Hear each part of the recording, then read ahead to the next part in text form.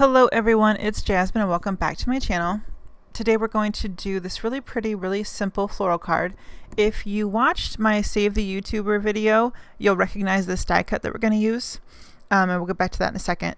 But first, we're going to use this leather paper by Sizzix, and it's just a really flexible but thicker cardstock. And it takes embossing really well, as you can see. I've used an embossing folder from Stampin' Up! On there, and the embossing folder is called Damask.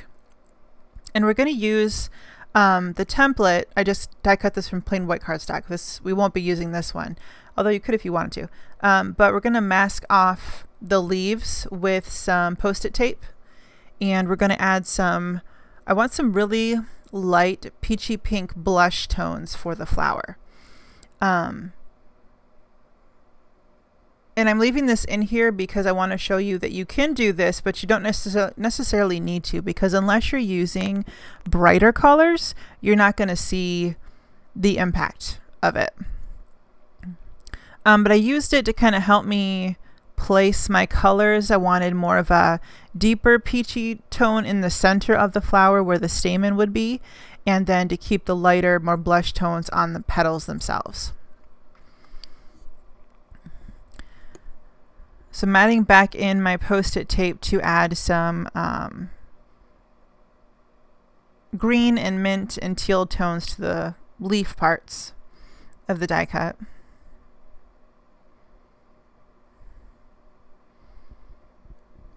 And the die cut itself is called the Peony Coverplate, and it's by Papertrey Ink. And it's an older die cut. They've had it out for several years. I think I've had it for like at least 5 years. So on the middle portion of the flower, the actual petals themselves, I used Lawn Fawn, Ballet Slippers, and Peachy Cane. And those are two really light inks. The Ballet Slippers is a really light pink, and then the Peachy Cane is obviously peach. And then the green tones I used are Lawn Fawn, Minty Fresh, and Simon Says Stamp Teal and Fern. So I've taken my die cut off because it wasn't really serving the purpose I wanted to. So you don't need to use it to add your ink. It just kind of helps you with placement. And then I'm using my blending tools to go in and really lightly add the green tones, because these are stronger colors. So you don't want to go in real heavy-handed, because you might get too much and lose that lightness and that softness. So the die cut that we are going to be using, you can see it just to the left of your screen there. I foiled it using some Deco Foil transfer gel and Deco Foil Amethyst Watercolor foil. I'm going to go over the top with some Delicata silver. No, this is the white shimmer ink, and it just adds a nice little bit of shimmery effect to it. And then I'm going in with the silver as well. And you're not going to see it very strongly. You're just going to see it a little bit in the light.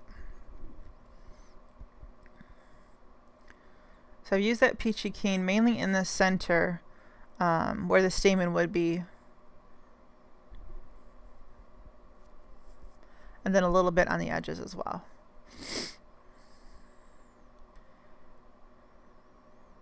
And you want to keep the ink blending really soft so that the stronger tones in the foiling show up. So there's all the different inks we used. Love that foil, it's so pretty. So now we're just going to add the embossed panel to a card base. And I'm using Classic Crest cream colored cardstock by Nina for the card base. And then I'm going to add 1/8 inch wide score tape to the outer perimeter of the edges of the die cut and adhere that down.